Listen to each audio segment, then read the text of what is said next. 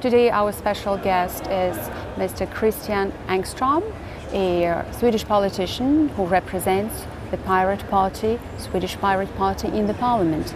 Pirates have a special relation with digital technologies. So what do you think, how you reflect upon the process of, or an attempt of Parliament to create a broader framework to protect European citizens of this scandalous American, and not only American, we suppose, digital surveillance? We can't live anymore without modern technologies, but now we are frightened to use them. Yes, indeed. I mean, for the Pirate Party, our core message is that the internet is something important. It's part of the real world. It's not a game that you can allow big companies or politicians to do whatever they want with. It's important infrastructure. And now we find out that the people who were supposed to be protecting us have installed backdoors into the internet, which is very, very dangerous. So we're very upset indeed. There was a first hearing, and we understood from the experts that the technology is always lagging behind the law, and so there is a losing game. So basically, people who would like to control us, they always will find a loop in the law, and it's impossible to stop the process. Well, no, it's not impossible. I mean, we can't say that. There is this saying in German, if you fight you may lose, but if you don't fight you have already lost. That's the way we must see it. Part of the problem is that they're not even following the laws that we have. It's turned out that both, in particular Sweden and the United Kingdom, are assisting the US very actively in spying on ordinary citizens. And that is completely unacceptable. And of course, it is against the laws of Sweden and the UK and the European Union. So it's a really big problem indeed. There were voices raising a concern and also an idea that in America the citizens are better protected because there's a First Amendment. It was created in times of President Nixon and his scandal. So that Americans, because of this scandal, happen to be better protected from their secret services than the Europeans. Do you think it's true, or we're equally unprotected, both of us? I would say we're equally unprotected. I mean, in Europe we have the European Convention on Human Rights, and Article 8 says very clearly that everybody has a right to private correspondence. So as citizens, or as people living in the European Union, we have the rights. The trouble is that the security services don't respect those rights. And I mean, the same thing applies in the US. Yes, they have the First Amendment, but if the authorities and the security services don't respect the laws, then the citizens have a really big problem. How can we live our rights? Because that's what is the biggest issue. Because if you say there are certain rights, how we can make people feel responsible for what they are doing, and who are the other people, the other side of the barricade, because there is a scary feeling we don't know who they are and how for what reason they use the data, because we understood also not private citizens only, but they got access to secrets of companies, and they broke also business secrets. So what can you say upon it? Yes, indeed, that's a very important aspect, industrial espionage. Here in the European Parliament we have been adopting lots of resolutions saying that the digital agenda is really important, cloud services is the way to go forward. But now we learn that everything that is stored in the cloud is accessible. I mean, since the disks are spinning in the US, and the US security services have full access to it, it means that every European company that puts data in the cloud, that data can and will be read by the Americans. Now, for small and medium-sized enterprises, perhaps it doesn't matter in most cases. I mean, if you run the local pizzeria on the corner, the NSA wouldn't be interested. But for a big company, I mean, as a hypothetical example, if the Airbus consortium were to put their data in the cloud, they could be absolutely certain that Boeing would see all the tenders before they get submitted. So from that point of view, the business, the industrial espionage point of view, that's an additional problem. There is a feeling that there are so many problems because there are private freedoms, there is intrusion into private life, there is a large scale also business espionage, as you said. So it can be really done in 12 hearings because the Parliament has an ambition now to prepare a resolution up to the end of this year. Do you think really is relevant the time, and how credible it will be? Because we understood that people who deal with this subject, they don't have a full access to the actual information because people close to Snowden, for example, they were not allowed to come in. That's true, but on the other hand, I would say that we already have enough information to say that this is very, very serious indeed, and that we must do something.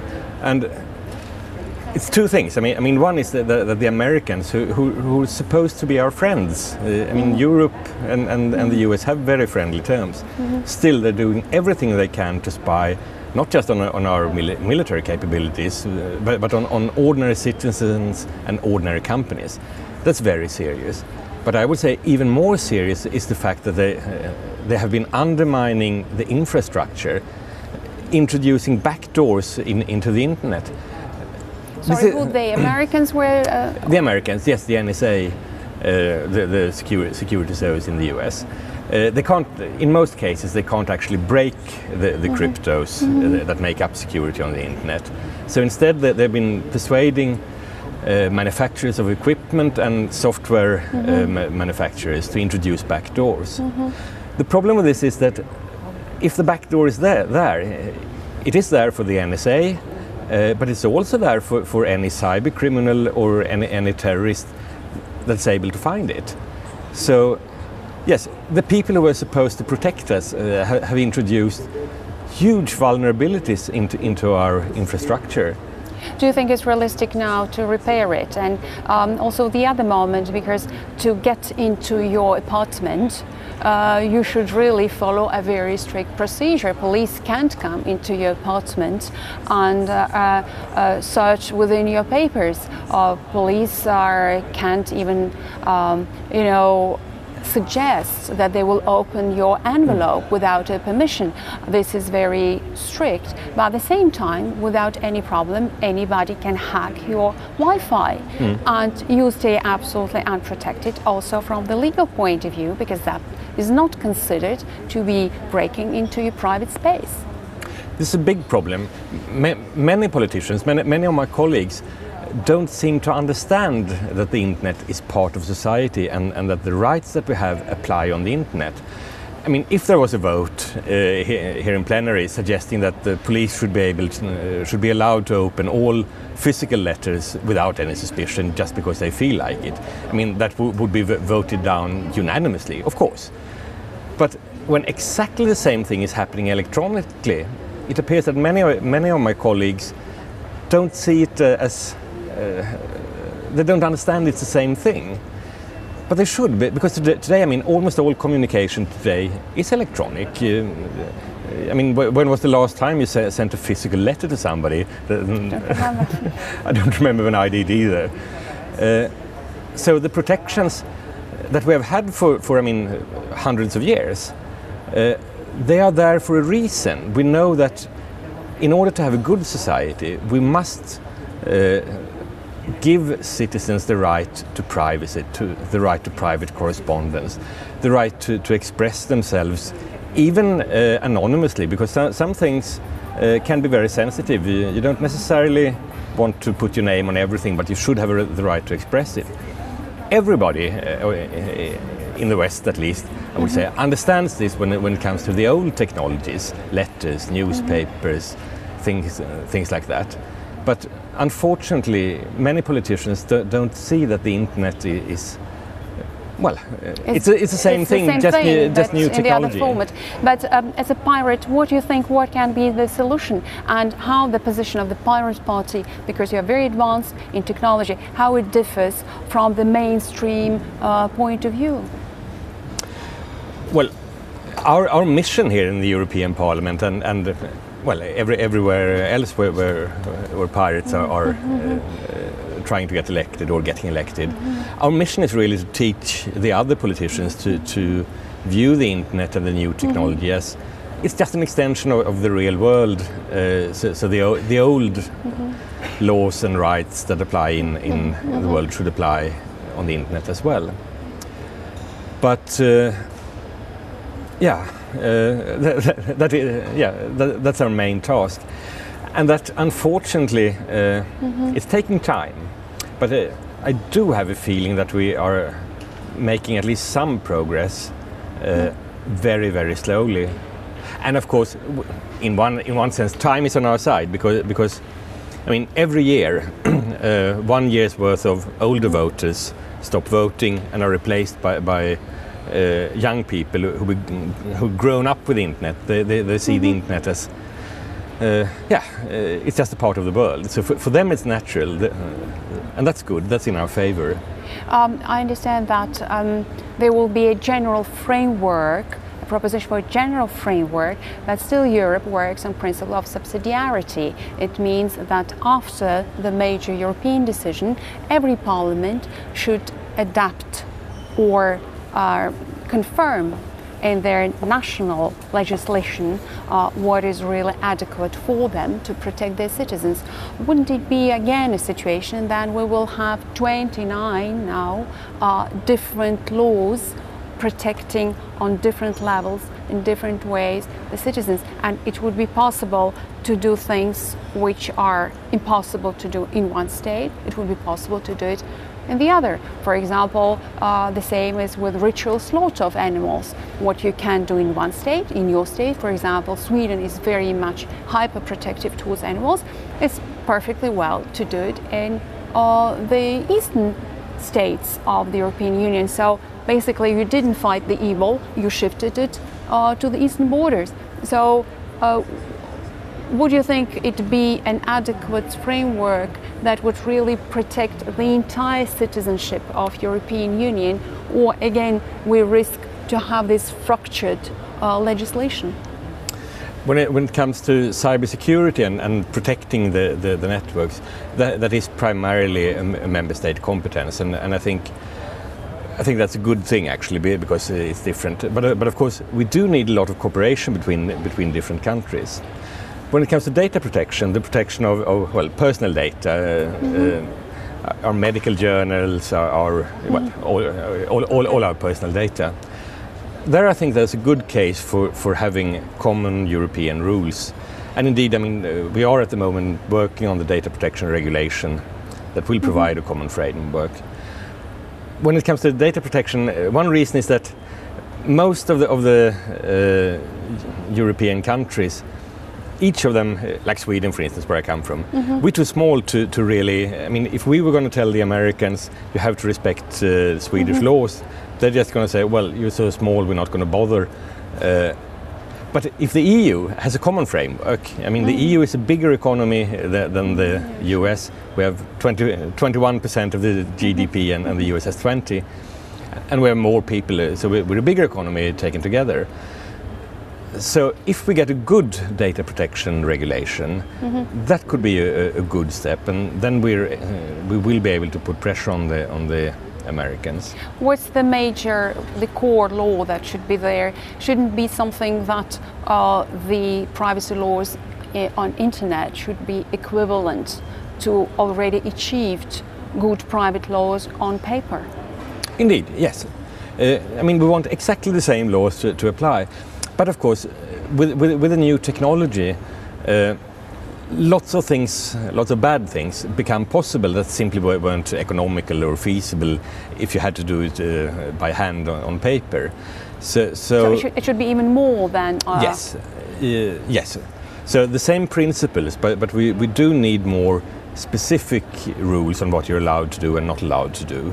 What's the biggest deficiency now? What's the biggest deficiency you see? That is there something in legislation that should be introduced as soon as possible to close this hole?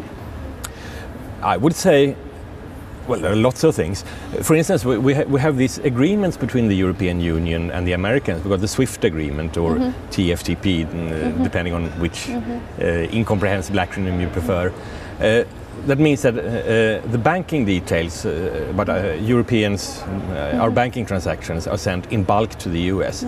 That should stop immediately. I mean, it has been demonstrated that the US is unable to handle that information responsibly. The same with the PNR system, the passenger name records, which is information about every time we travel or book a hotel. That's also accessible to the Americans. We have to stop this, but then we also need to improve the way we handle things here in Europe. So there are quite a lot of things to do, but we have to do them in order to protect our free and open society. What you can say to the citizens to encourage them to use internet, because now many people say like I can't send any confidential information by email. I have to meet people to pass the message. So this kind of approach would also damage us economically, because people should feel safe to exchange information on internet. Otherwise, instead of creating jobs, instead of developing rapidly, we will go back to 19th century and develop slowly, because it would take enormous amount of time to pass information in a secure way, let's say from face to face. Indeed, and that's what's happening. I mean, I would never recommend anybody to use the internet for really sensitive information, because the truth is you can't be safe. And I mean, that's not how it should be, but that is unfortunately how it is today. If you want to, well, be secure, then you really have to meet in person, and you have to make sure that you leave your mobile phone home when you go to the meeting, because otherwise you'll be tracked anyway. And I mean, this is not the kind of society we want. We tried that in Europe. Germany, I mean, had very bad experiences, well, the entire eastern part of Europe. They had that kind of society. It wasn't a good society. We shouldn't repeat that mistake. Sorry, but they didn't have communists. They didn't have this kind of tools those days. No. So they were children in comparison to the modern tools. So it can go really almost into your brain. Indeed. I mean, we often talk about the Stasi as the big, well, evil surveillance firm.